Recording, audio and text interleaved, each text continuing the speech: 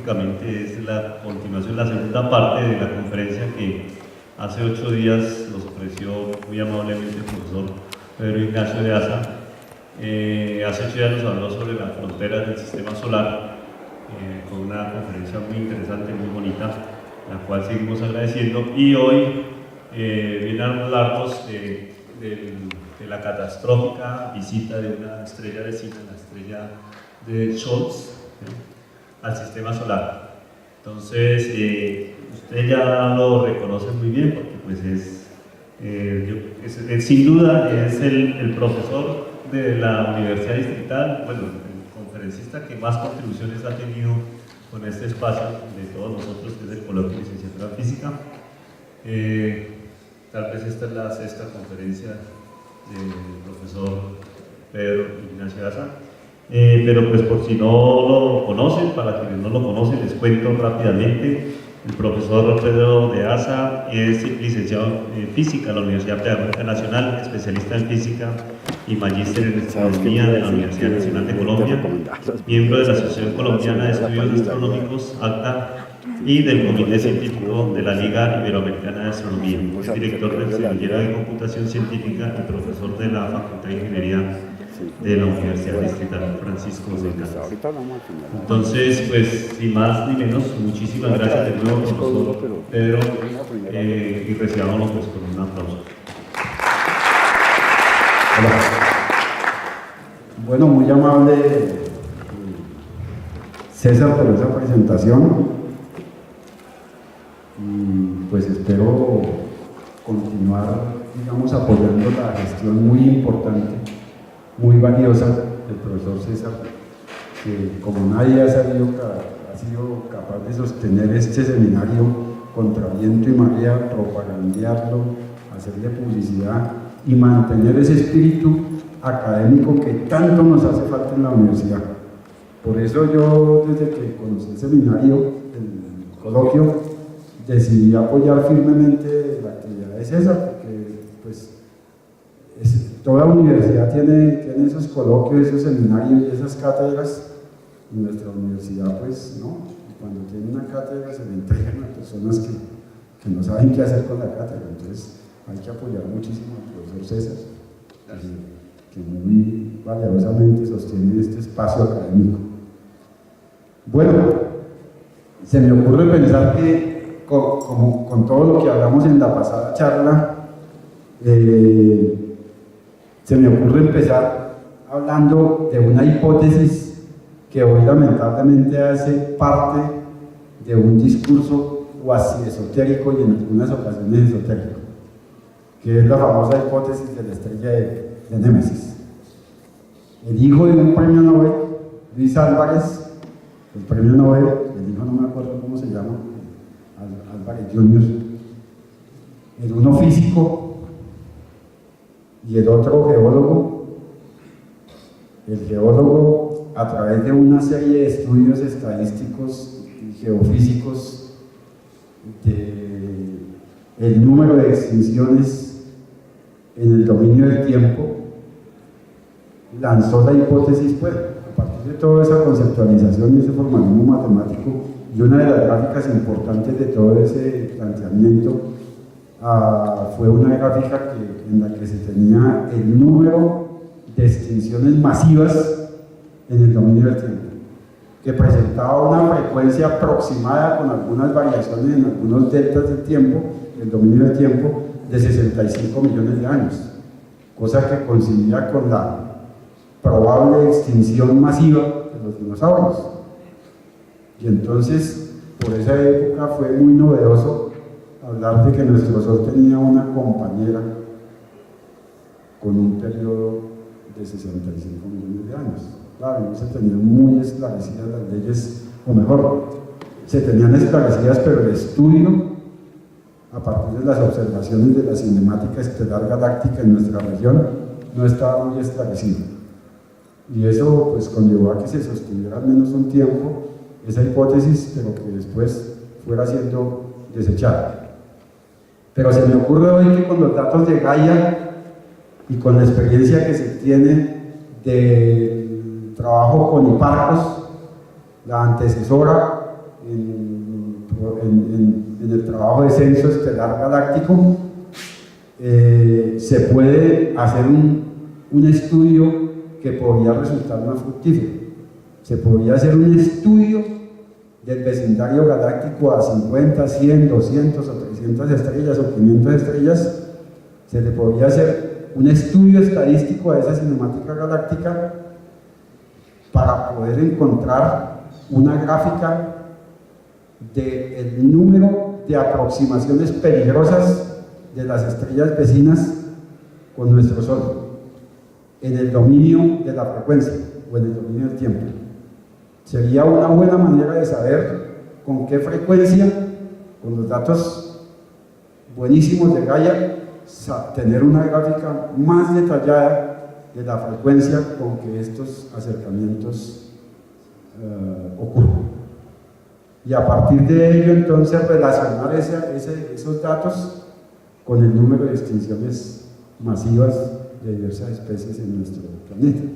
Sería muy importante eso. Y precisamente hoy vamos a hablar de uno de esos acercamientos, el acercamiento, por decirlo así, digamos exageradamente catastrófico de la estrella de Schwarzschild al sistema solar.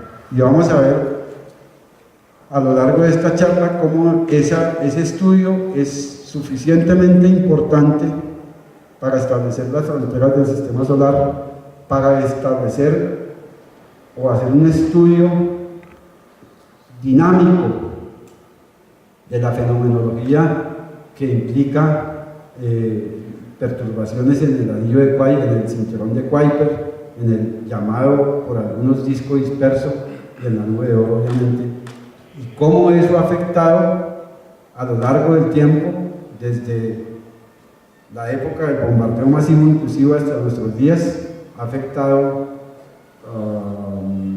la evolución en nuestros planetas interiores. Entonces, vamos a empezar presentando quién es esa estrella de Schwarzschild. La estrella de Schwarzschild tiene una designación en un catálogo construido a partir de las observaciones de uno de los telescopios modernos, de uno de los telescopios actualmente activo en nuestro tiempo, que es el telescopio WISE.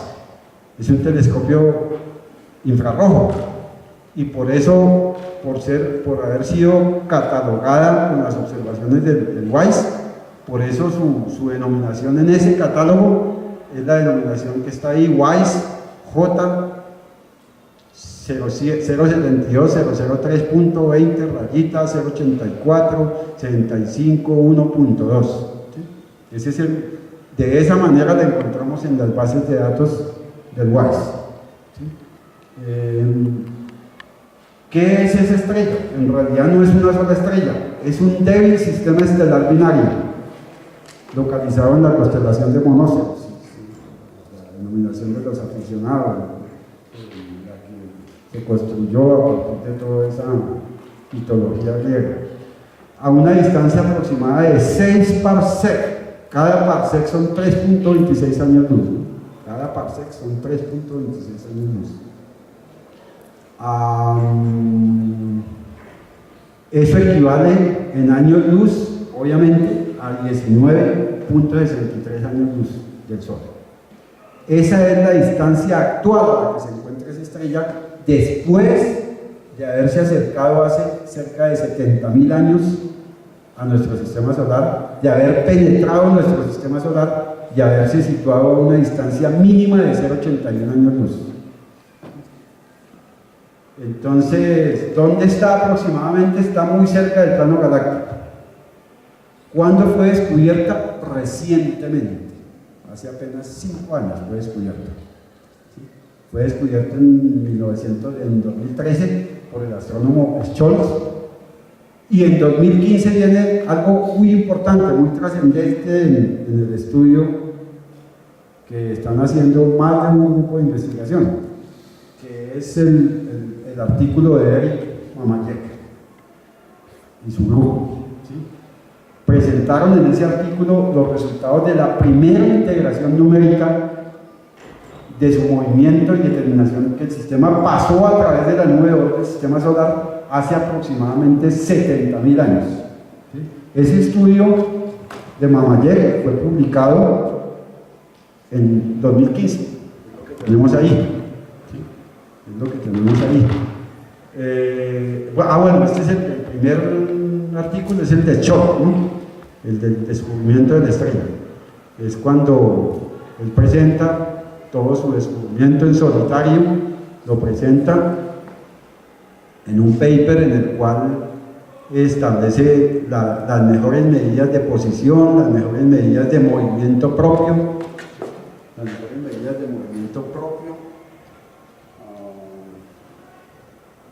Entonces veamos por acá, el movimiento propio es aproximadamente 120 milisegundos de arco por año. No es un gran movimiento significativo, una latitud celeste aproximadamente de 2.3 grados. Bueno, este fue prácticamente el artículo, la presentación, la primera vez que se presentó en un artículo científico las características astrométricas y físicas más relevantes de esa estrella. ¿Sí?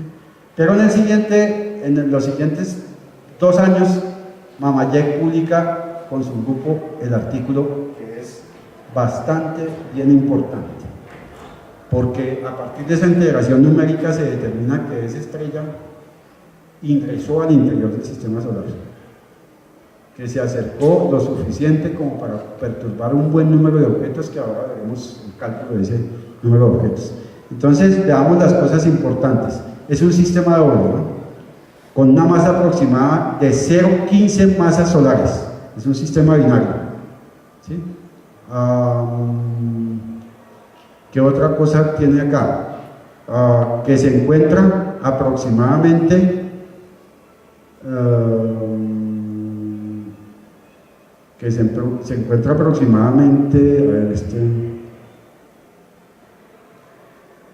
bueno, estas fueron las primeras medidas, ¿no? Aproximadamente a 52.000 unidades astronómicas.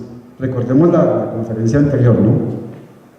Que a 50.000 unidades astronómicas está el borde externo de lo que algunos astrónomos denominan el disco disperso.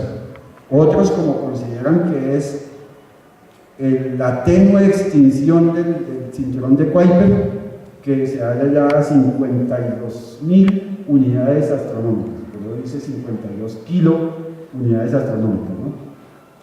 Con un rango de incertidumbre ¿de dónde? De menos 14 a 23, ¿sí? Ese es el rango de incertidumbre, o sea que podría ser 52 menos 14 o 52 más 23 unidades astronómicas. Pero de todas maneras, esto está en el límite entre lo que algunos denominan el disco disperso y el comienzo de la nube de Oort. ¿Sí? Bueno, lo otro, ¿cuánto hace que estuvo a esa distancia?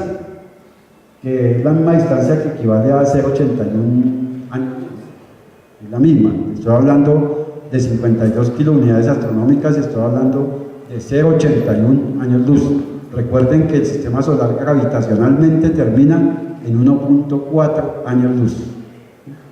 O sea, es el interior del sistema solar. ¿Cuándo ocurrió eso?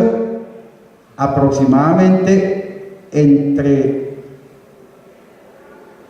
60.000 a 85.000 años. O sea, ¿cuándo ocurrió eso? Hace 70.000 años, con unas cotas inferiores y superiores de incertidumbre que van desde menos 10 hasta más 15. O sea, pudo ocurrir ese evento en un delta que puede ir desde 60.000 años a 85.000 años. Es el delta de ocurrencia de ese evento. Miremos qué otra cosa. ¿Con qué frecuencia ocurre esto? ¿Sí? Esto es 0,25 parsec. Vean que es más o menos 25 aproximadamente por 3, como esto es los mismos 0,81 años luz de los que yo estoy hablando. O sea, es la misma distancia, pero expresada en parsec, 0.25 parsec. Un parsec es igual a 3.26 años luz. ¿Con qué frecuencia ocurre un acercamiento como este? Con los cálculos basados en IPARCOS, que es la anterior misión, se determina que ocurre más o menos con cada 0.1 millones de años. Cada 0.1 millones de años, o sea, realmente cada 100.000 años ocurre un acercamiento de eso. Son datos importantes del artículo, ¿sí? Son datos bien importantes. Y bueno, es el artículo de obligada consulta de Mamayev. Este es un mapa representativo de la manera que se movió en el cielo esa estrella desde 5 millones de años atrás hasta que tuvo el mayor acercamiento, ¿sí? Hasta que tuvo el mayor acercamiento, cómo se movió, cómo fue su movimiento propio, pues, o sea, el movimiento que se observa desde la Tierra como movimiento propio, que no es fácil de medir. Hoy por día con la tecnología que hay ya se pueden tomar mediciones mejores de ese movimiento propio, porque los desplazamientos de la estrella ocurren a lo largo de mucho tiempo. Por eso nosotros siempre que observamos el cielo vemos las estrellas prácticamente en las mismas posiciones.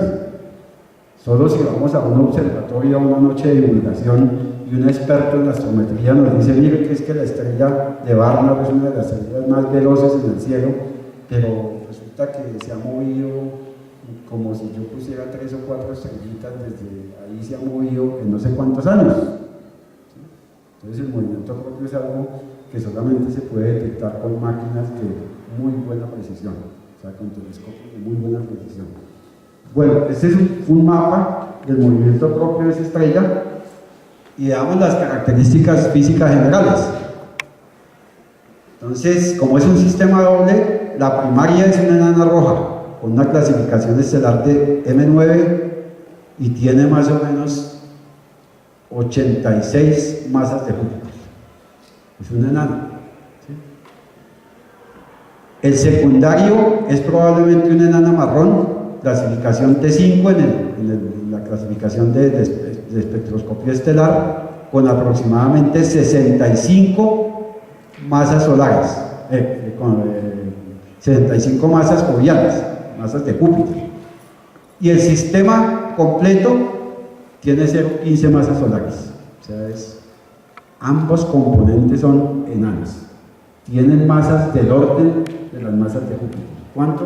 Pues 86 la una, masas de Júpiter, y la otra tiene 65 masas de Júpiter.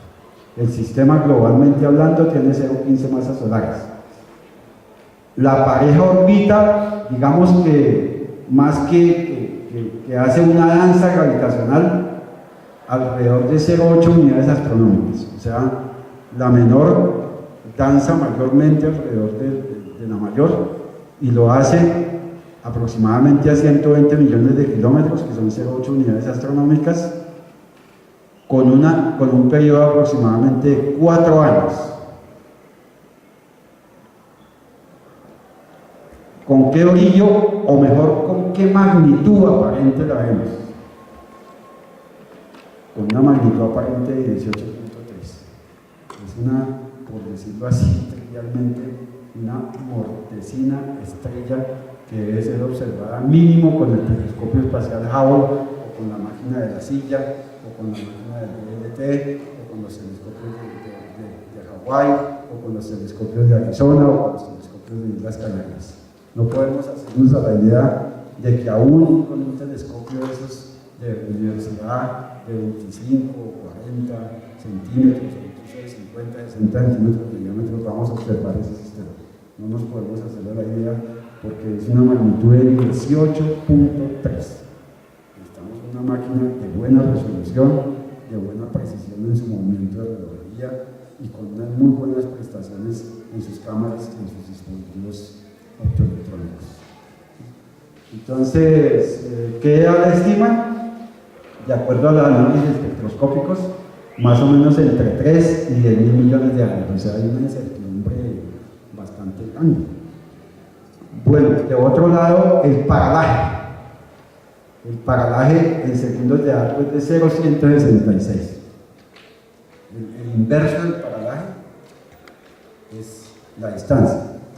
O sea que si yo hago el inverso de 0,166 segundos de arco, voy a encontrar la distancia de esa estrella, la distancia actual. Y, o sea, esa distancia actual es cerca de 19 años luz, aproximadamente como 6 parsec, que es lo que voy a encontrar. Y todo esto está contenido en el artículo, en el magistralísimo artículo de Mamaldegui y su grupo de investigación. Bueno, en un mapa así como muy de aficionado, ¿dónde está? Entonces observemos que en este lado está Rigel, la variable de la constelación de Orión, o sea, la que tienen, esa que algunos llaman las tres Marías, o sea, las tres estrellas en el centro, la nebulosa de Orión, M42, por allá está el Betelgeuse, Bellatrix, Sirius, una estrella usualmente muy conocida en el mundo de los aficionados y en el mundo de quienes ingresan recientemente a la astronomía, Sirius. ¿Y quién más está por ahí conocido?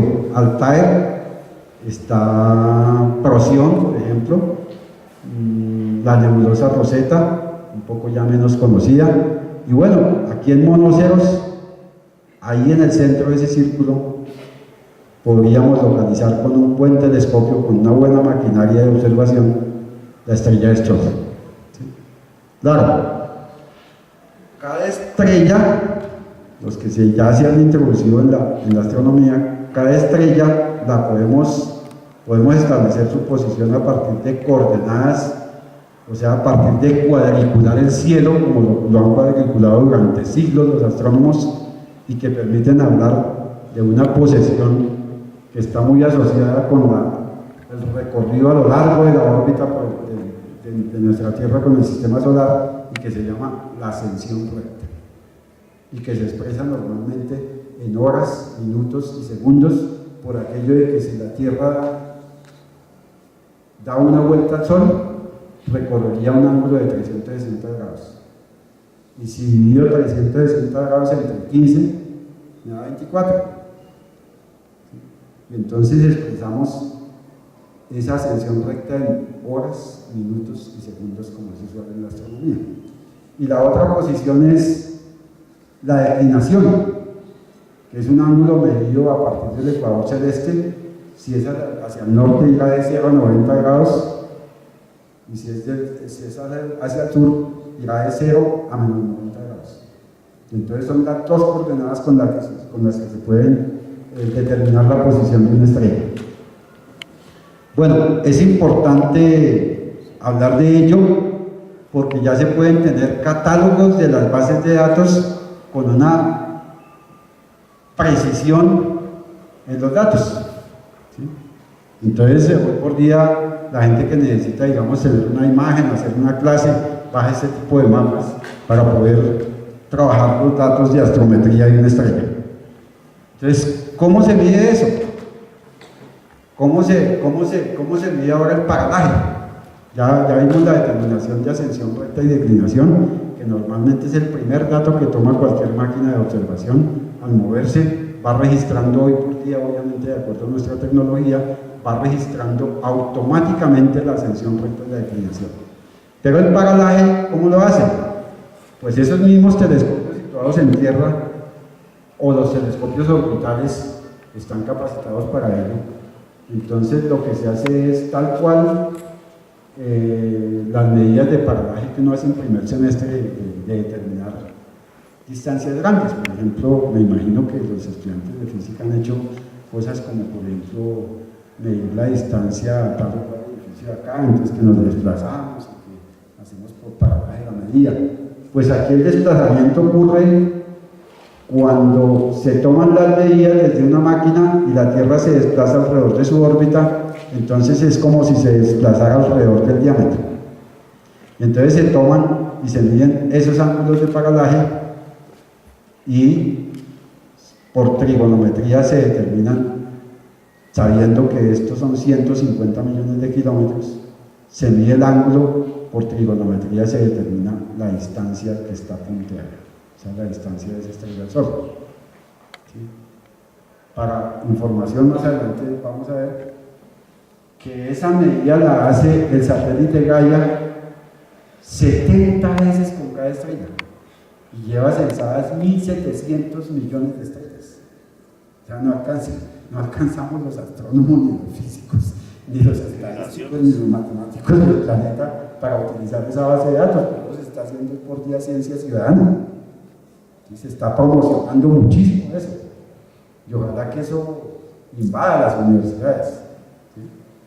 Entonces, bueno, tenemos ahí la forma como se mide el paralaje. ¿Por qué es importante el paralaje? Porque su inverso me determina la distancia. ¿Sí? La distancia actual, la distancia de... Entonces, bueno, ¿qué más necesitamos para estudiar cualquier estrella, en particular la estrella de Schwarzschild? Necesitamos eso que llamamos el movimiento propio. ¿Sí? Está el Sol acá, el movimiento propio que normalmente siempre se nota con mu. ¿Y qué se necesita medir? Se necesita medir la velocidad radial. La velocidad radial puede tener esa flechita hacia allá o puede tener esa flechita hacia acá. O sea, cuando tiene la flechita hacia el exterior es porque la estrella se está alejando. Y cuando tiene la flechita hacia el interior es porque la estrella se está acercando. ¿Y cómo se mide eso en la realidad? Con la espectroscopía. ¿Sí? O sea, el satélite o la máquina en Tierra lo que hace es determinar el espectro muchas veces y hallar sus respectivos corrimientos al rojo o al azul, su redshift, a longitudes de onda grandes o a longitudes de onda pequeñas. ¿Sí? Y claro, ese delta, esa variación en la longitud de onda, dividida por la longitud de onda patrón, pues me da la rapidez a la que se mueve esa estrella, a la que se aleja o se acerca. Entonces, ahí se determina la velocidad radial. O sea, la espectroscopía estelar de precisión es muy importante para la deducción desde la observación, para derivar desde los datos observados la velocidad radial, que en realidad es la velocidad con que se aleja o se acerca una estrella del sistema solar. Lo mismo ocurre con las galaxias. O sea, la mayoría se aleja, unas pocas se acercan. ¿Qué observo yo cuando una galaxia se acerca? Como por ejemplo M31. Pues observo que todas las líneas que yo veía en el laboratorio, en sus respectivas, todas sus líneas de emisión a lo largo del espectro electromagnético en el dominio de la longitud de onda, entonces no se va a ver el espectro tal como si yo observara ese espectro combinado en el laboratorio. O sea, ¿qué quiero decir? Que juntamos un poco de gases y un poco de cosas que pueda tener la galaxia, fabricamos un tubo y tomamos el espectro ahí. Y claro, entonces uno ve que siempre que tiene un tubito de esos, por ejemplo la línea H-alfa, siempre va a aparecer en el laboratorio en 6.562.8 astros. En el laboratorio. Pero como la galaxia se está alejando, pues entonces va a aparecer en una posición más allá de 6.562.8 astros. Puede aparecer en 6.600, una galaxia cercana, 6.700, una galaxia también cercana, 6.800, 7.000, una galaxia intermediamente ya lejana, y una galaxia muy lejana más allá de 7.000. Pero si es una como Andrómeda, pues entonces vamos a ver que las longitudes de onda aparecen menores que 6.562 astros. Y eso nos indica que la galaxia se está acercando hacia nosotros. Es que un porcentaje mayoritario se están alejando por el efecto de expansión cosmológica, por el efecto, ese efecto que se traduce en el hecho de que el espacio-tiempo expandiéndose, por decirlo así, arrastra las galaxias en su expansión. No es una expansión a causa del movimiento propio galáctico. Bueno, después de este paréntesis, entonces vamos a mirar que se necesita calcular, se necesita determinar la velocidad transversal o la velocidad tangencial, también se le llama. Esa velocidad tangencial precisamente se deriva de medir cuánto cambia la ascensión recta y cuánto cambia la declinación de una estrella. O sea, por decir algo, una estrella está en tal ascensión recta y después la observamos dentro de un año o dos y ya no está en esa ascensión recta, sino un poquito más allá o un poquito más antes. Una declinación que puede estar más cerca del ecuador o más lejos del ecuador es una nueva posición de la estrella, pero son movimientos que no son muy notorios y que cuando se miden toca medirlos con máquinas de excelente desempeño. Entonces esta velocidad tangencial se calcula pero teniendo el movimiento propio en la ascensión recta y el movimiento propio en declinación. Y la ascensión recta y la declinación, obviamente. Ahora miramos por qué son importantes esos datos. Entonces veamos qué ocurre a lo largo de los años, que nosotros no lo podemos observar porque nuestras escalas de tiempo de existencia son muy cortas, 70, 100, 50, 70, 80 años. Lástima que no se alcanza a ver acá, pero esto ocurre en miles de millones de años. ¿Sí? Volvamos un poquito ahí como que volvió a comenzar. Sí, claro, ahí está atrás en el tiempo, antes de nuestra era. Pasando nuestra era y lo que observamos hoy por día y luego cómo lo vamos a observar mucho tiempo después. ¿Sí? Si lo volvemos a ver desde el comienzo, ahí, antes de nuestra era, cuando se forma como el rectángulo, estamos en la época actual. Por ahí más o menos. Y luego en el futuro. O sea, las estrellas no se mantienen en la misma posición, solo que como están tan alejadas y las escalas de tiempo de nuestra existencia es tan reducida comparada con esos eventos, nosotros no notamos el cambio de la configuración de un conjunto de estrellas. Bueno, entonces veamos en la realidad cómo ocurre eso, en la observación en las imágenes tomadas por telescopio. Se han juntado varias imágenes y miren el lapso de tiempo de 2014, el 12º mes, el 27 día, al 2017, primer mes, 28. O sea, en un lapso de cerca de 3 años, apenas se ha movido un poco. O sea, desprevenidamente con un telescopio aficionado no notaríamos el cambio para nada. Desprevenidamente no notaríamos ese cambio.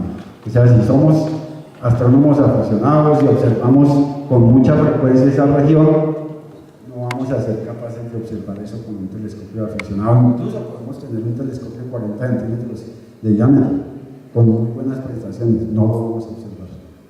Podemos tomar muy buenas imágenes y hacer comparaciones con las bases de datos y no lo vamos a observar tan fácilmente. Se necesita hacer un buen código que trate las imágenes y las tenga listas para poder hacer ese tipo de comparaciones, ese tipo de deducciones.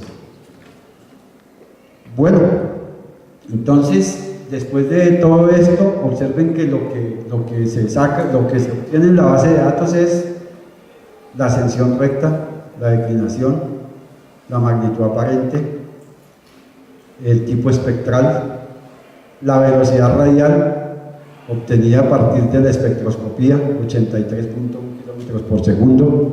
O sea, en este mismo momento, nuestra estrella de Scholz se está alejando a causa de su movimiento propio, su movimiento radial, perdón, se está alejando con una velocidad radial de 83 kilómetros por segundo. Claro, hay que tener en cuenta que esta es una velocidad relativa en cuanto que está involucrado el movimiento del Sol también.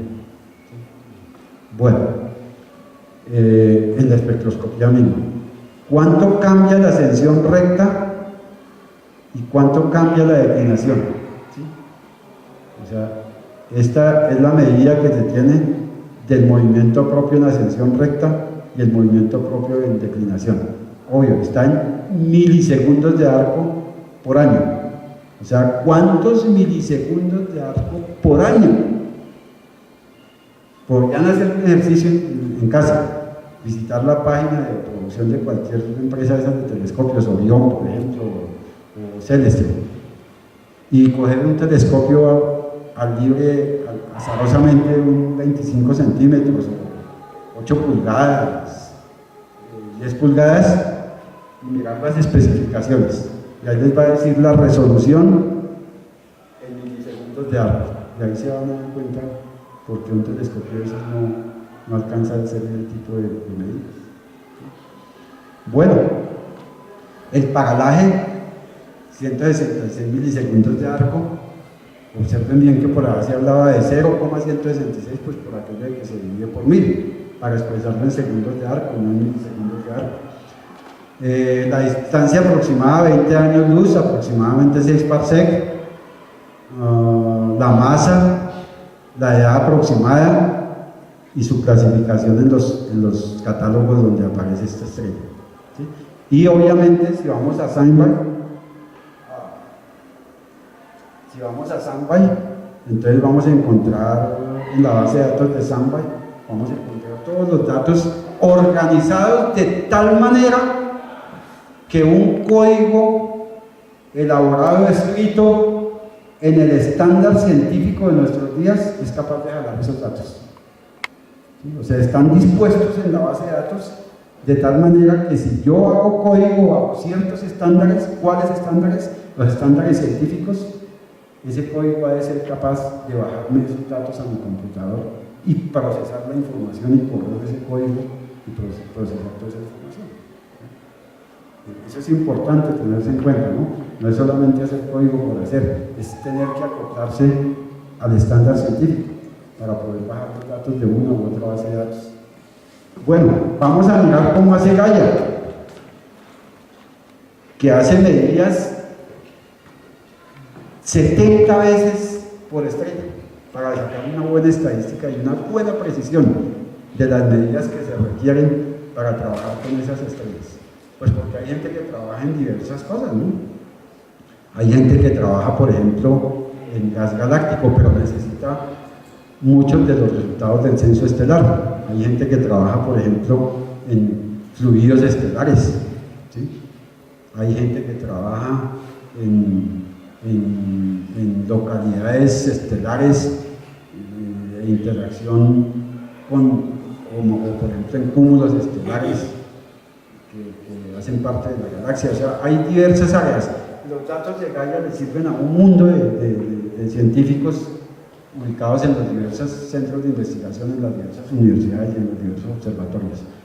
Entonces, un poquito complicado el video por el sentido que produce, pero veamos lo siguiente. Observando desde la Tierra, entonces ese es el paralaje que se puede medir desde la Tierra. Mientras llegamos al punto D, quisiera decirles que cuando este ángulo es de 1 segundo de arco,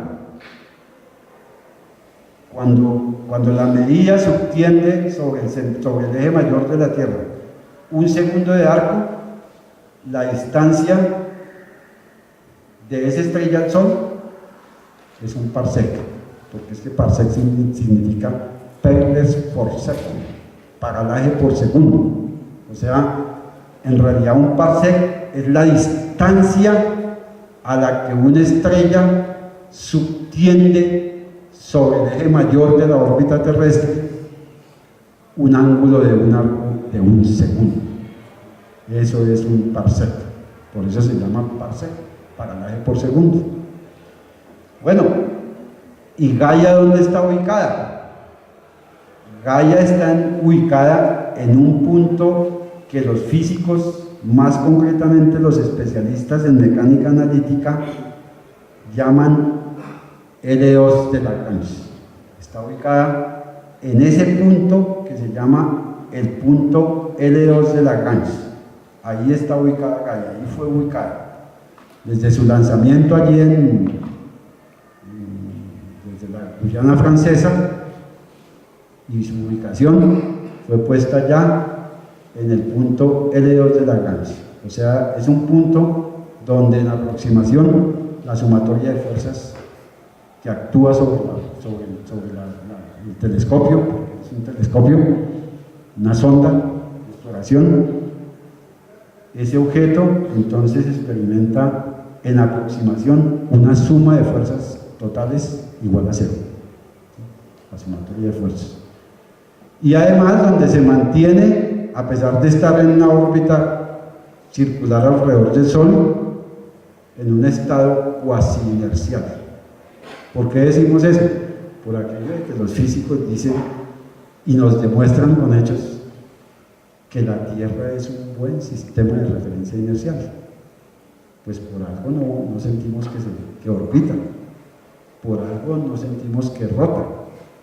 Para saber que rota o que orbita tenemos que montar experimentos bien delicados.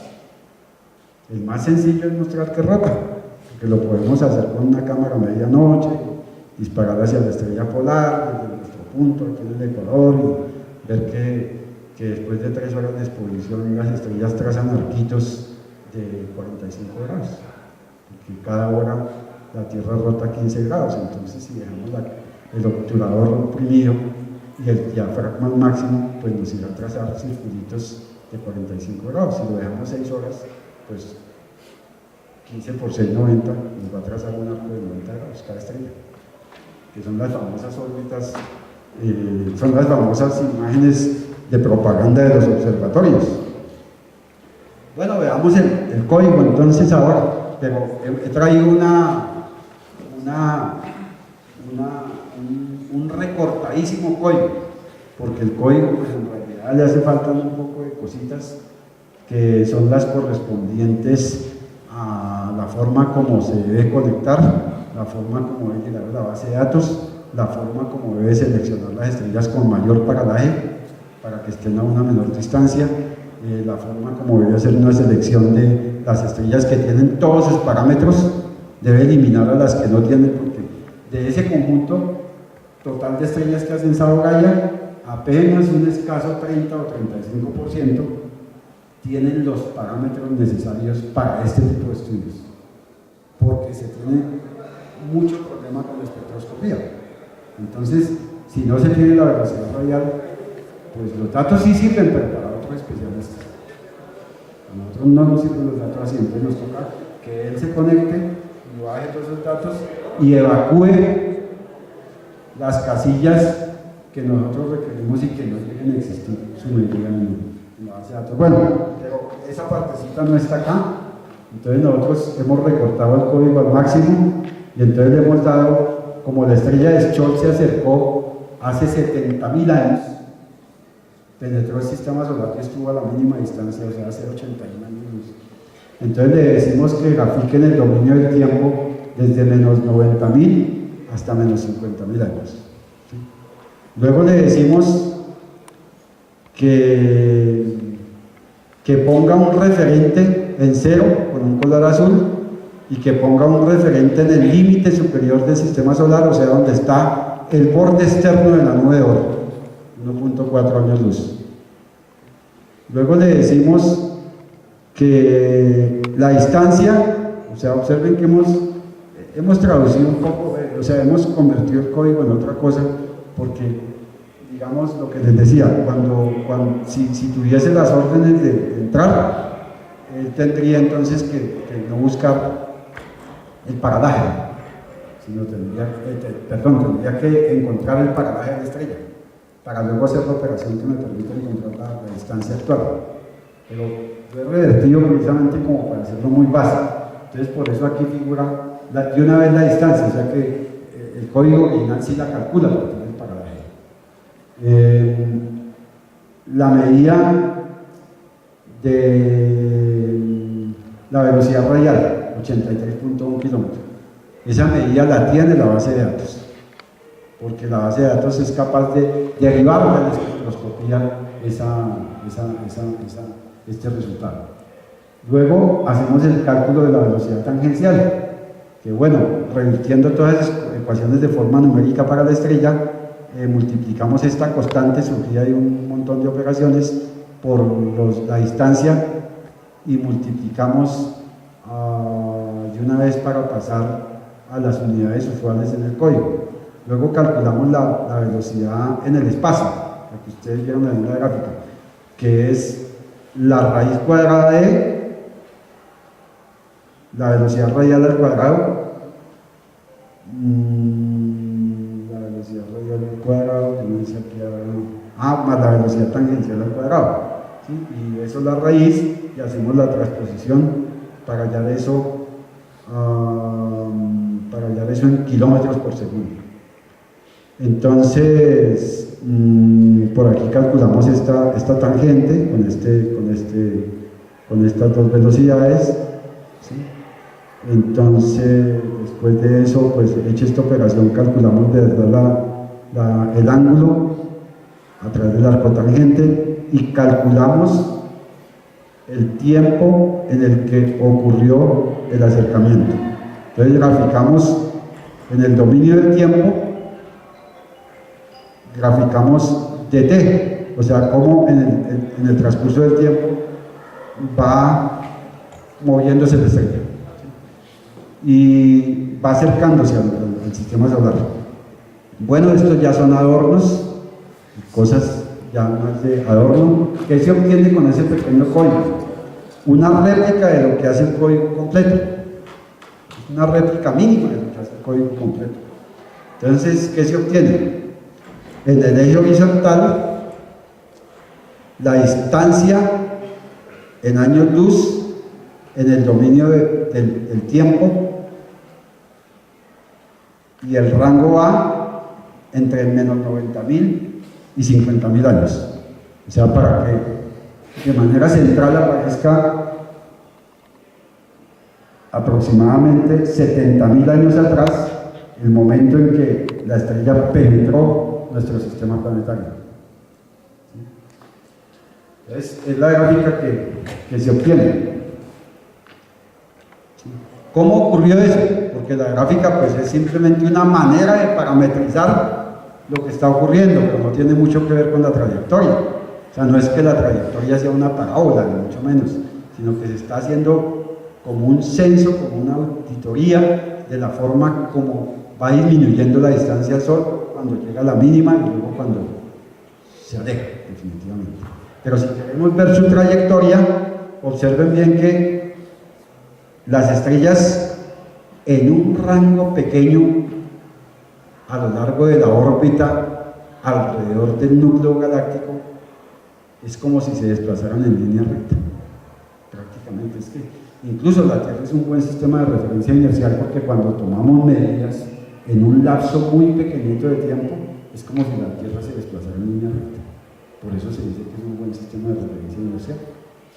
Entonces, lo que ocurrió, o sea, el Sol se está moviendo y la estrella pasa, ingresa al sistema solar, se ubica a la mínima distancia del Sol, sigue su camino y hoy se encuentra en un punto situado aproximadamente a 19.6 años luz de distancia de la Tierra. Entonces ocurrió eso, ¿cuánto hace? Hace 70.000 años. ¿Qué estrellas habían por ahí en algún momento? Pues las estrellas vecinas, Sirius, Procyon, bueno, todas estas estrellas, Wolf 359, etc. ¿Cuándo ocurrió eso? Hace 70.000 años, estuvo en ese punto. O sea, en el límite prácticamente, en la frontera entre lo que algunos llaman el disco disperso y la nube de Oort.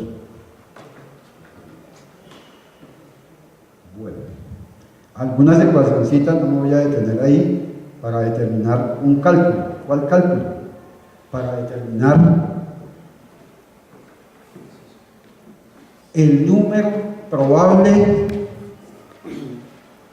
de objetos entre R sub C y R sub 0 perturbados por el paso de la estrella de Schultz. Una distribución de probabilidad clásica se está utilizando para ello.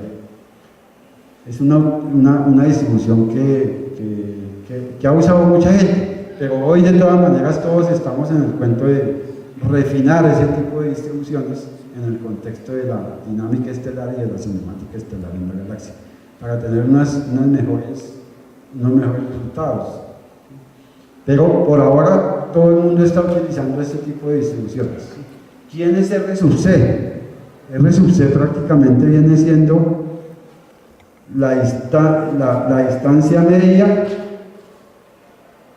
a la que se encuentran los cometas del Sol, y R sub 0 es el borde mismo de la nube de Oort. Y bueno, los términos que hay acá obviamente deben de ser procesados en el código. Es otro código, lo que tengo por ahí, no lo he mostrado. Sí lo incluí, pensé que no lo había incluido, pero es esto, ¿no? Entonces, bueno, importamos la librería numérica para Python.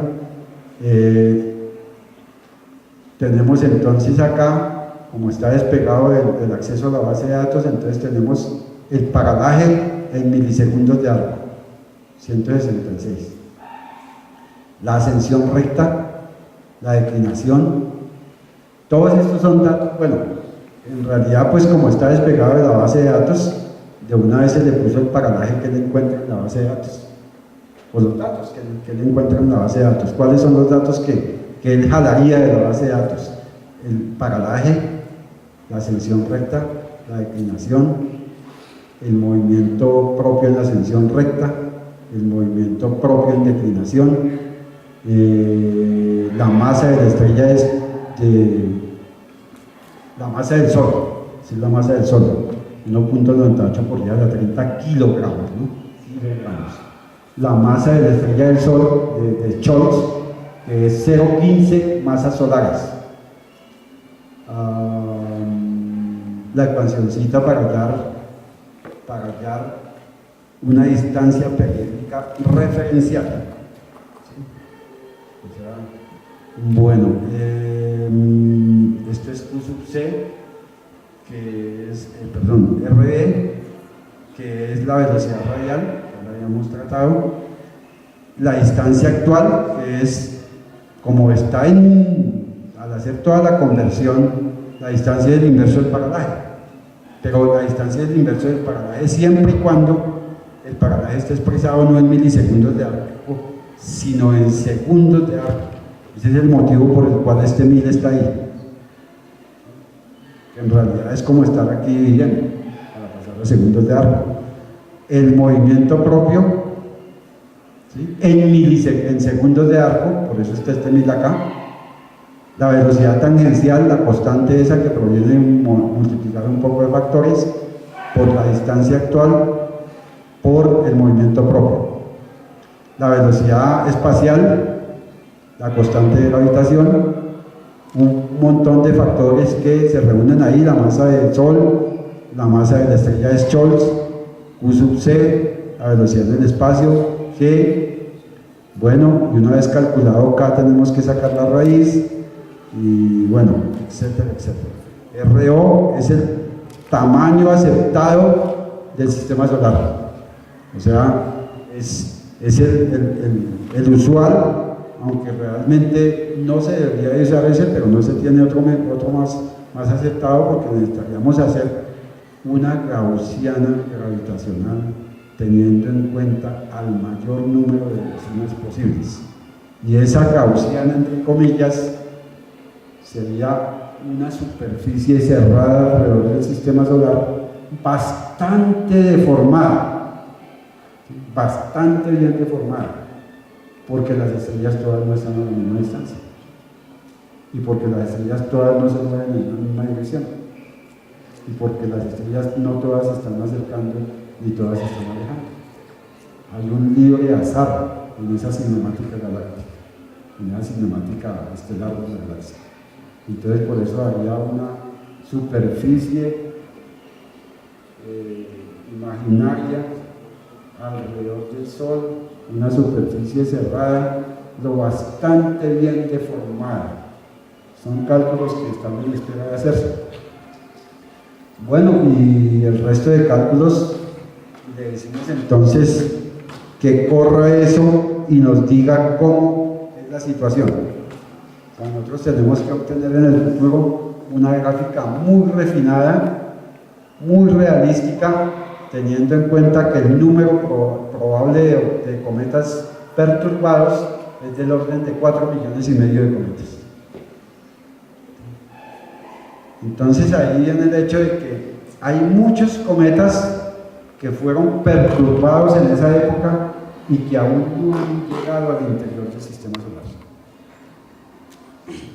Están por llegar, por eso se requiere un análisis exhaustivo, porque los primeros que llegaron fueron los últimos cometas más interiores en el cinturón de Kuiper, pero más interiores del sistema solar, o sea, más cercanos al sistema solar, que al ser perturbados pudieron tener un intervalo temporal entre más o menos 4.000 y 6.000 u 8.000 años para ingresar al sistema solar interior, y que pudieron ser los que causaron la catástrofe que condujo a la desaparición masiva de especies en esas épocas, en alguna fecha de ese intervalo que va entre los 60.000 a los 85.000 años.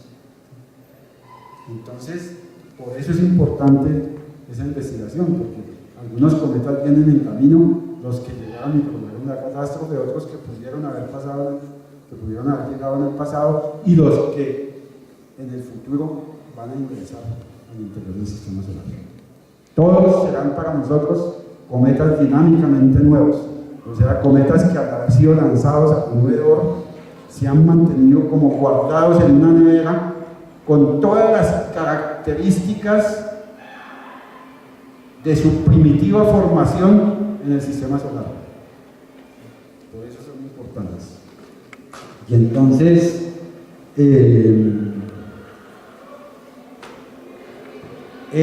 son unos resultados que en la actualidad, digamos que no tanto en la actualidad, en un futuro cercano van a poner en inminente riesgo a una hipótesis muy popular en el mundo de la arqueología, en el mundo de la antropología, en el mundo de la geología, y que es la famosa teoría de la catástrofe de Toba. ¿Qué es lo que dice la catástrofe? ¿De qué se trata la catástrofe de Toba? Que aproximadamente hace 70.000 años explotó un volcán en la isla de Java, que según estos académicos produjo el material necesario para producir una extinción de la población humana a casi la mitad o menos de la mitad. ¿Sí? Y entonces el famoso supervolcán del lago de Toba, porque lo que hoy existe donde estaba ese volcán es el lago más grande que podemos observar en la Tierra. Por acá dice las dimensiones. Dejó un lago volcánico de 100 kilómetros por 30 kilómetros por 505 metros de profundidad. Y se han encontrado restos directos de esta explosión hasta en lugares alejados varios miles de kilómetros, como por ejemplo en el sur de la India.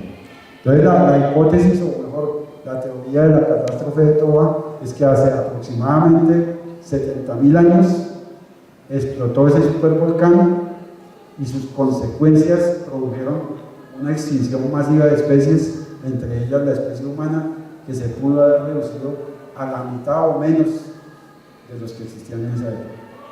Entonces, pone en riesgo, ¿por qué? Porque actualmente, o en el futuro cercano, se va a poner en riesgo eso.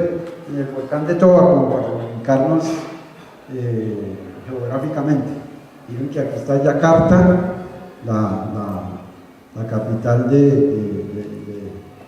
la famosa capital, está Malasia y está entonces Sumatra, y está el lago de Toba. En ese lugar fue donde geográficamente explotó ese famoso volcán que dejó como consecuencia ese lago. Evidencia en contra. Una investigación de este académico de la Universidad de Cambridge, y uno que no mencioné aquí tal vez, se dedicaba a las ciencias de la computación, hizo un estudio muy exhaustivo, junto con el de Michael, que concluye que la erupción de Toba no tuvo un efecto tan catastrófico en el clima terrestre y en la evolución humana. En 2009 descubrió un conjunto de artefactos de piedra en un yacimiento del sur de la India que sugiere que las poblaciones locales permanecieron en la región después de la erupción. Y adicionalmente, alguien de las ciencias de la computación ha demostrado, mediante el uso de observaciones geológicas, geofísicas y mediante códigos de computación, que la explosión del volcán de Toba no tuvo las consecuencias de las que se habla, que no produjo el material suficiente ni el desequilibrio suficiente para que hubiese ocurrido esa extinción masiva. Entonces, a estas alturas, con esas pruebas fehacientes, entra a hacerse importante construir una hipótesis a partir de los eventos que pudo haber producido la visita de la estrella de Schott al interior del sistema solar. Entonces, vamos a mirar las nosotros les había puesto entonces, todo esto entonces contribuye a lo que les había venido diciendo, que es probable que de esos 4.500 millones de cometas perturbados, un número puede ser pequeño comparado con esos 4.500 millones, pero suficientemente significativo, ingresa al interior del sistema solar, provocando un número mínimo de impactos cometarios sobre la superficie terrestre, como son cometas dinámicamente nuevos, como son cometas que se han mantenido y andan alrededor, pues no han sufrido fragmentaciones. Es probable que sean cometas de mucho mayor tamaño que los que conocemos, o de tamaños necesariamente suficientes, tamaños de 6 a 8 kilómetros, a 10 kilómetros de diámetro, que pueden causar un daño letal sobre la superficie de la Tierra para las especies. Entonces, por eso se hace bien importante que este evento de la estrella de Schott se ha estudiado. Bueno, es lo mismo que les acabo de decir. Una bibliografía mínima. El artículo que les había mencionado en la ocasión pasada, de obligadísima consulta, el de Robert Matthews, es un artículo, pues, aparentemente viejo, pero muy actual. Recuerden que les había dicho que Robert Matthews es un hombre no de la formación pregradual o gradual astrónomo, sino es básicamente un hombre de las ciencias de la computación. ¿Sí? Eric Mamayev y su grupo de investigación, que fueron quienes descubrieron a través de la integración numérica que esa estrella había penetrado el sistema solar y que había alcanzado una distancia mínima de 0,81 años luz. Y el artículo de Schott. Hay mucho más bibliografía alrededor de estos tres artículos, obviamente. Hay mucho más bibliografías alrededor de estos tres artículos. Entonces, básicamente, eso es lo que quería, digamos, compartir con ustedes. Y si hay algunas preguntas que yo pueda responder, pues entonces lo hacemos.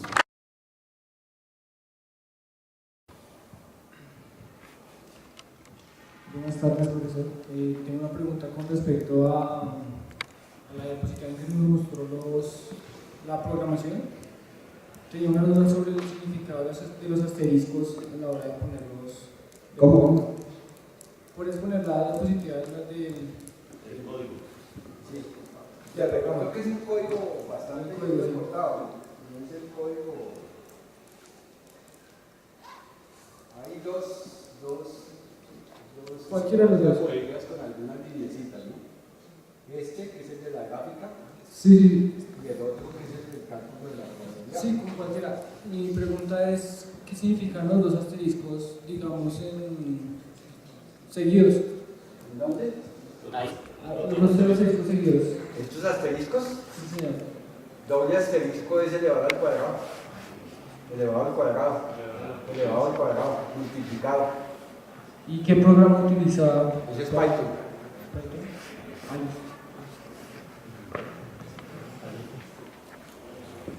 Ese es Python 2.7, pero pues nosotros nos movemos en 2.7 y en 3.5, pero fundamentalmente en 2.7 porque la comunidad astronómica no ha abandonado el 2.7. La comunidad astronómica siempre procura mantenerse digamos, en distribuciones no tan actuales, tanto de código como de sistema operativo, para evitar ciertas inestabilidades de las distribuciones nuevas. ¿Sí? O sea, uno procura estarse, por ejemplo, yo actualmente estoy usando la 8, en el portátil estoy usando la 9, pero en mis máquinas de trabajo estoy usando la 8, y todo el mundo usa la 8 porque está muy estable y no tiene, digamos, peligro de inestabilidades que conlleven a generar pérdida de tiempo en el trabajo astronómico, ¿no? Lo mismo se hace con los códigos. Ahora pues hay excepciones también grandes que deben de ser conocidas, ¿no? Por ejemplo, el trabajo con Fortran, ¿no? A estas alturas casi que uno no encuentra a nadie trabajando con Fortran 2016 o 2010. La gente trabaja con Fortran 90, inclusive Fortran 77, Fortran 90. Los hombres del clima, que casi todos trabajan alrededor de Fortran 95. La gente que trabaja el clima. Pero en cuestiones de Fortran la gente prefiere mantenerse allá en esas. Además Fortran es algo que corre muy bien en cualquier ambiente. Y cosas así, bueno, no sé mucho de C++, pero la gente prefiere mantenerse en la ciencia, la gente prefiere mantenerse en distribuciones no tan actualizadas para evitar problemas significativos. Buenas tardes. Una pregunta, ¿qué tantas estrellas se conoce hoy en día que hayan atravesado como está el sistema solar? Bueno,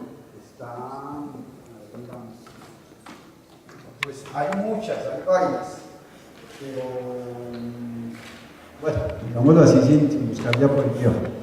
Está, por ejemplo, en el futuro, está una del catálogo de Henry Draper, que más o menos en 317.000 años va a tener un acercamiento significativo al sistema solar. Está Gliese 710, que es así, pues está lejana, ¿no?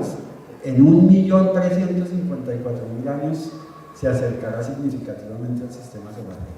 Y hay otro que ahora no recuerdo el nombre, y bueno, y se está moviendo la gente tratando de ubicar el mayor número de estrellas posibles para hacer el cálculo que yo te digo. O sea, se está haciendo un barrido a lo largo de nuestra región, de nuestro vecindario, ampliándolo cada vez más de 20 estrellas, 50 estrellas, 100 estrellas, 200 estrellas, 500 estrellas.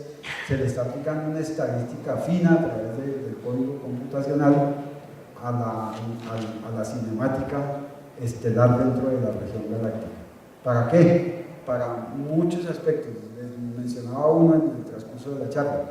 Les mencionaba el hecho de que, por ejemplo, hay quienes están muy interesados en refinar la medida de con qué frecuencia ocurren estos acercamientos. ¿Alguna pregunta más?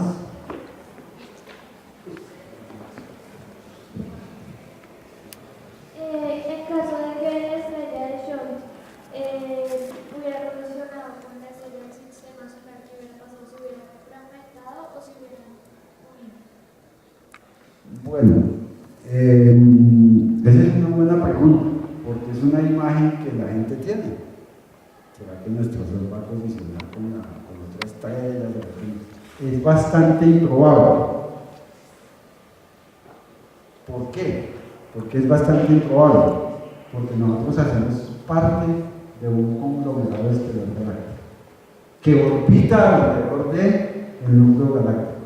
Y por ejemplo, en nuestra región, el periodo aproximado ronda los 225 millones de años alrededor del núcleo galáctico.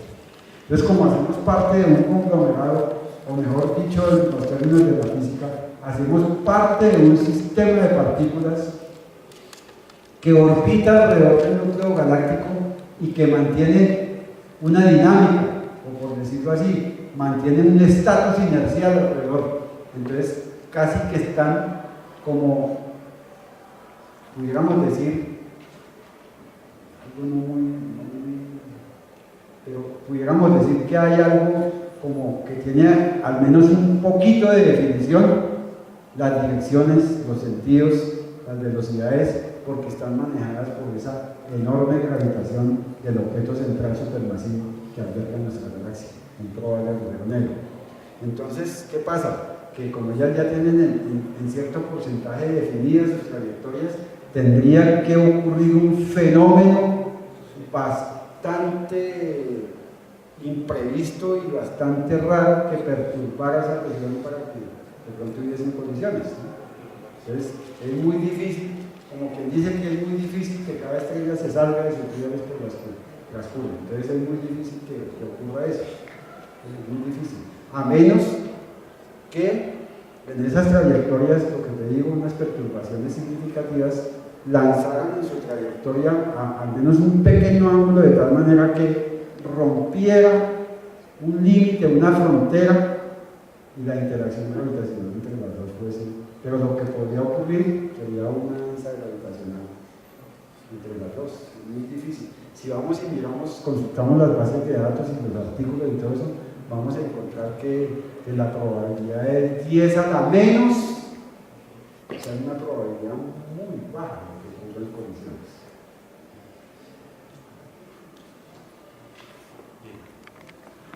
Gracias, profesor. Buenas tardes.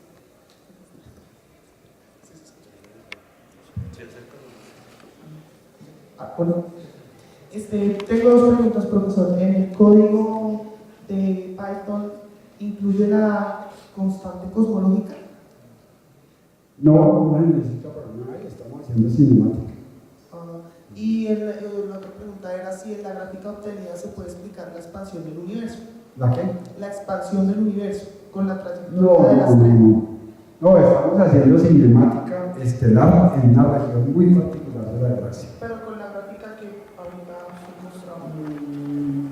Es que prácticamente es una gráfica muy representativa, porque ella no tiene en cuenta, o sea, la trayectoria de la función en la gráfica no tiene nada que ver con la trayectoria que sigue la estrella en esa región de la galaxia, que es nuestro vecindario. Solamente estamos graficando paramétricamente, o sea, solamente queremos tener una representación gráfica que nos dé una idea cualitativa de cómo va variando la distancia en el acercamiento y en el alejamiento, cómo va cambiando la distancia en el dominio del tiempo alrededor de ese intervalo temporal donde ocurrió el acercamiento. Por eso, si en ese pico de abajo es cuando más se acerca a la Tierra. Cuando más se acerca, sí, claro, cuando más se acerca. La estrella se desvía, por decirlo así, entonces se supone que no tendría nada que ver con la expansión del universo. No. A ver, te digo, para aclararte algo, ¿sí? La expansión del universo es un efecto, bueno, yo no soy cosmólogo, ¿no? Soy un poquito curioso con la cosmología y por eso tengo amigos cosmólogos. De vez en cuando voy a sus conferencias, ¿sí? Pero soy un poquito curioso. Entonces, la expansión del universo es un efecto cosmológico a gran escala, es una esa pequeña escala. Cuando hablamos a gran escala, las estructuras de gran escala son las galaxias.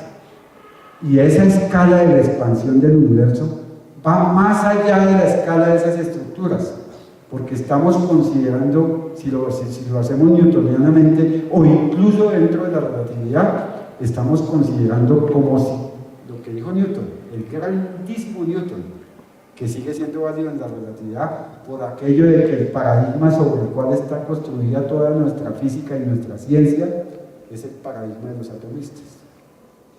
El universo está hecho de partículas elementales. Hasta ahora los cuerderos no nos han logrado argumentar y convencer de que el universo está hecho de cuerdas. Yo los admiro mucho, tengo buenos amigos cuerderos, pero ellos no han llegado hasta allá.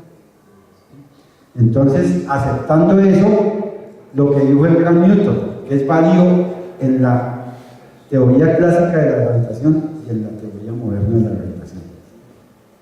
Esas galaxias actúan como si toda su masa estuviese concentrada en un punto. O sea, para la computación son partículas. Esas estructuras del tamaño de 100 años luz de diámetro o más, con 100.000 o 200.000 millones de estrellas, con un objeto supermasivo, generalmente un objeto supermasivo central, no son nada más que puntos en un código. Y el código actúa con todas las leyes de la física. ¿Sí? Entonces, cuando te digo que el fenómeno de expansión del universo es un fenómeno a grandísimas escalas, te voy a poner un ejemplo. ¿Sí? Una cosa es el movimiento propio de una galaxia y otra cosa es el movimiento a causa del efecto cosmológico de expansión. ¿Sí? Voy a poner un ejemplo. Yo voy a una tienda de esas de aquí de Bogotá, de Parros del Caute, y me compro una cosa de esas, ¿cómo se llama eso? Como elástico, que usaban las medias las mujeres antes, como de nylon, o sea, eso que es bien elástico. Corto un círculo, por decirlo así, le hago unas manijas bien buenas, de tal manera que el nylon no se rompa, que esa tela tan elástica no se rompa. Pongo mis estudiantes a que cada uno se agarre esas manijas, unos 5, 6, 7 estudiantes. Compro discos de icopor, escúchame bien, los coso con aguja hilo, los pego, los coso al nylon. Los estudiantes cogen cada uno su manija a 2 manos y les digo aléjense.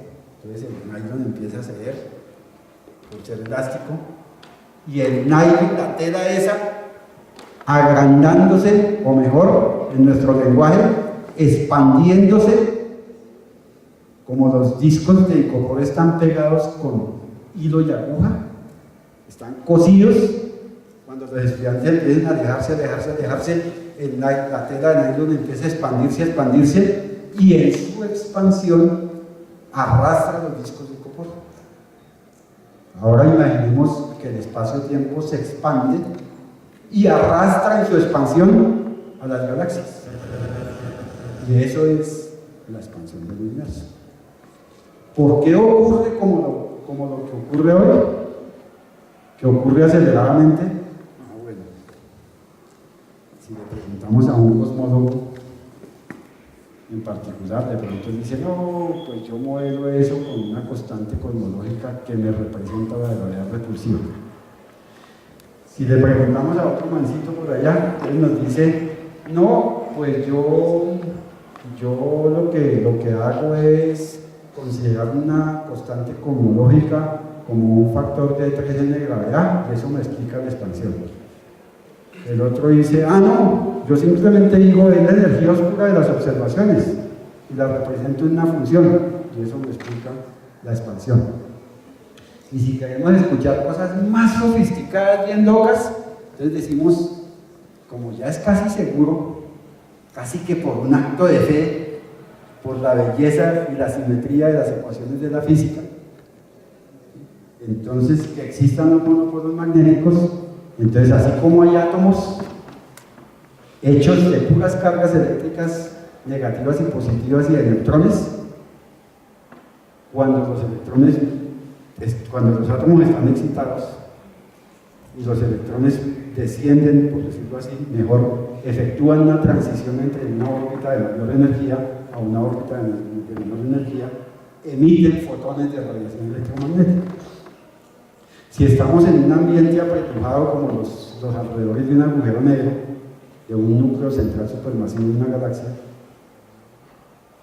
esos fotones interactúan con las partículas porque ellas tienen eso que llamamos sigma, una sección eficaz cuántica. Y entonces ellos van a empujar a las partículas más grandotas, por decirlo así, o sea, al polvo del toro, o mejor dicho, al polvo que hay, que son en realidad núcleos más elaborados que el hidrógeno, y los empuja, formando el famoso toro. ¿Sí?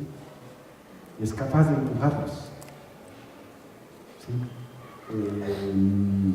Es más, esas partículas, por ser masivas, con la sola presión de radiación no son capaces de llegar a la formación del toro. Es porque hay un montón de estrellas gigantes vecinas, estrellas azules gigantes que con su gravitación también jalan ese polvo y forman el toro.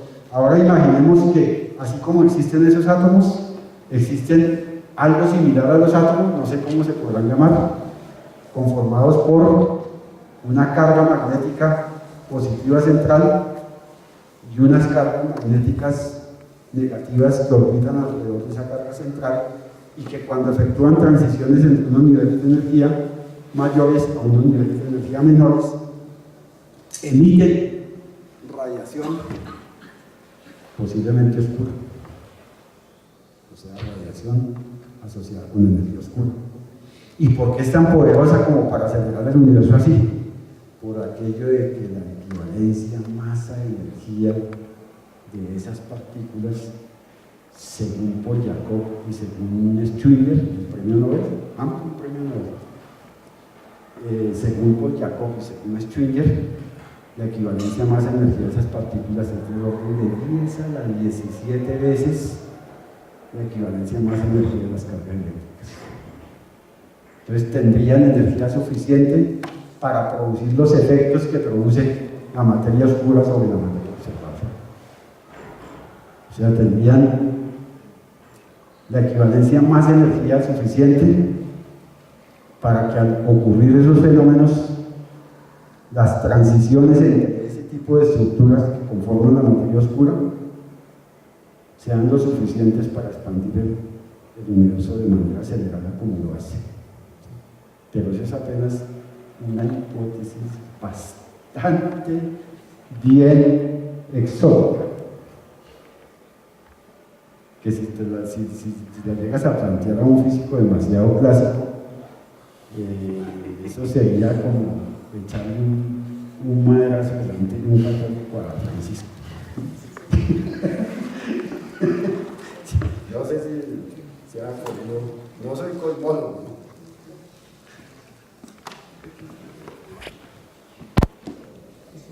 Otra vez yo. Tengo una pregunta también con respecto a la expansión del universo. Yo había escuchado que las galaxias o el universo se está expandiendo a una velocidad más alta que la propia luz. Entonces, tengo una pregunta, si esto no violaría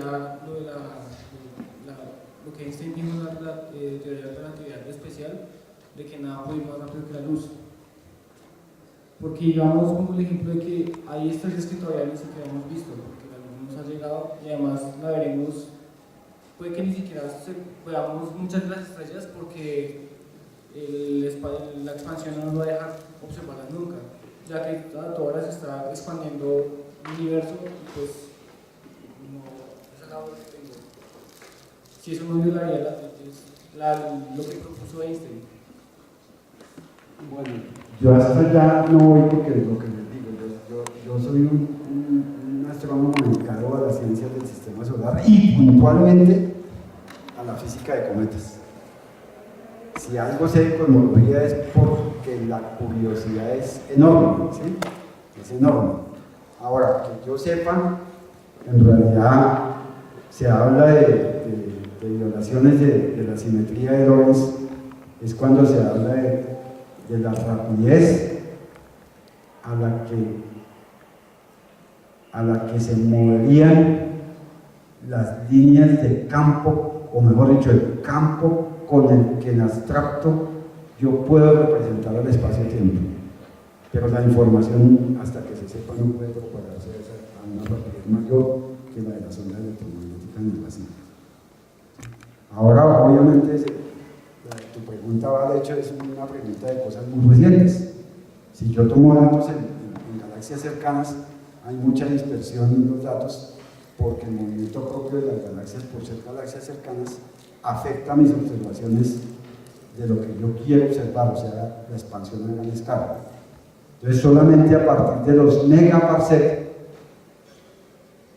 es que empieza a verse que la distribución es lineal, o sea, que la calibración de Hubble es una función lineal, pero todo el tiempo es lineal, todo el dominio de R, o sea, todo el dominio de la distancia, no, todo el dominio de la distancia no, más allá de 500 megaparsec fueron las mediciones que se hicieron allá en la silla con la nueva tecnología en el BLT, y entonces eso ya dijo que ya de ahí para allá no es lineal, sino que la rapidez con la que se expande el universo varía, aumenta a lo largo o sea, entre más me alejo, más aumenta la velocidad, pero la calibración de Hubble lineal, la velocidad se mantiene constante. Por eso hablamos de una pendiente, la pendiente es la constante de Hubble, y el inverso de la constante de Hubble es el tiempo característico, o lo que se llama la edad de Hubble en la expansión, la edad de Hubble del universo. Pero observen que se debe decirle edad de Hubble, porque es que no es una edad como nos la imaginamos. Además es una edad calculada desde unos datos que provienen de la zona lineal de la calibración de Hubble. ¿Sí? Además, echémosle más fuego a la hoguera. Esa física se construyó sobre la base de que el universo está hecho de partículas. Esa física se construyó utilizando las observaciones para lo que nosotros somos buenos. Nosotros no somos buenos sino para observar ondas electromagnéticas. En el resto nos ha ido muy mal. Recientemente nos empieza a ir un poquito bien con las ondas gravitacionales. Pero nosotros para lo que servimos es para observar ondas gravitacionales. Pero ondas electromagnéticas. Pero las ondas electromagnéticas, ¿quién las emite? La materia ordinaria. Y la materia ordinaria, exagerando, es apenas el 5% de los ingredientes del universo. Porque el 22% o el 23% lo tiene la materia oscura. Y el 73%, 72% lo tiene la energía oscura. O sea, nosotros somos una especie tan tremendamente abusiva y atrevida y tan creída que con esas observaciones basadas solamente en el 5% de los ingredientes del universo, con el presupuesto de que esto está hecho de partículas y no de cuerdas, y con un montón de presupuestos limitados, somos capaces de hacer cosmología y de decirle a la gente que el universo tiene una edad de 13.800 millones de años. Somos como demasiado atrevidos, ¿no? Sí. Además de eso, le agrego algo un poquito muy de las exigencias actuales. Hay demasiado aficionado por ahí, hay demasiado disque divulgador científico. Y yo me opongo a eso, porque es que el divulgador va y entra a un auditorio y le dice a la persona que el universo tiene una edad de 13.800 millones de años y lo convence. Y lo convence sobre la base de un error enorme. Esa no es la edad del universo. Ese es un tiempo característico de la zona lineal, deducido de la zona lineal de Hubble. Y se debe entender como la edad de Hubble del universo, pero no como la edad tal como la concebimos. Entonces yo por eso me opongo a que esa gente divulgue, se ponen bravísimos. Entonces ya pasó que que como ellos se pueden llamar periodistas que los entrevisten y que les hablen tremendas parafernalias en los periódicos, llamaron a uno de esos bien cerrados, como aquí no hay periodistas científicos, aquí no hay una ley que regule eso, pero no hay periodistas científicos. Entonces el periodista se ve tan malo que colocó un título que decía Festival de Astrología en la Tatacoa. Entonces yo, como dicen los computacionales, me los troleé. Y les escribí, eso les pasa a los tales astrónomos aficionados por estar descrestando, punto aparte. Así como no existen neurocirujanos aficionados, entonces puntos suspensivos. ¿O tú te dejarías pegar de un neurocirujano aficionado? Entonces, ¿cómo me dejo yo enseñar astronomía de un humano aficionado? O física de un humano aficionado. Porque es que hemos llegado hasta el punto de que traen un economista aficionado a la ciencia a que les enseñe robótica, muchachos de octavo semestre de ingeniería electrónica. ¿Verdad? ¿Se viste? ¿Hasta dónde se respeta un alma mater? ¿Cómo?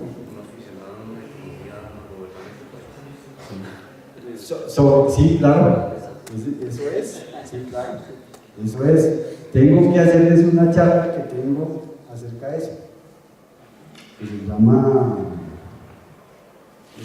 simulación computacional y divulgación científica, donde se tratan esos problemas y se demuestran con hechos por qué un aficionado no puede divulgar la ciencia.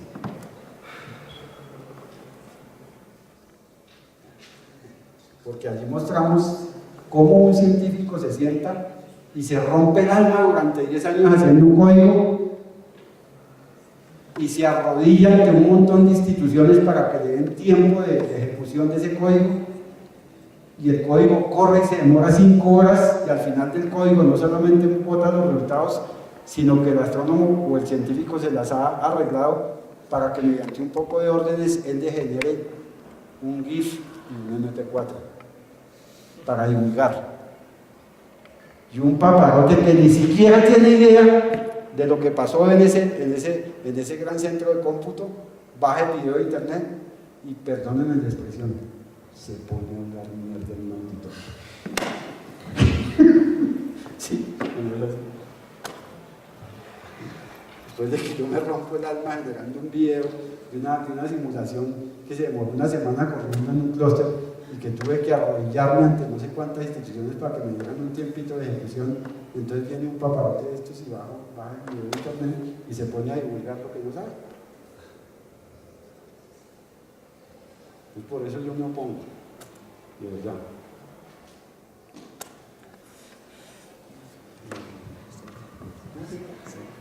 Bueno, pues agradezcamos de nuevo al profesor Pedro por su conferencia.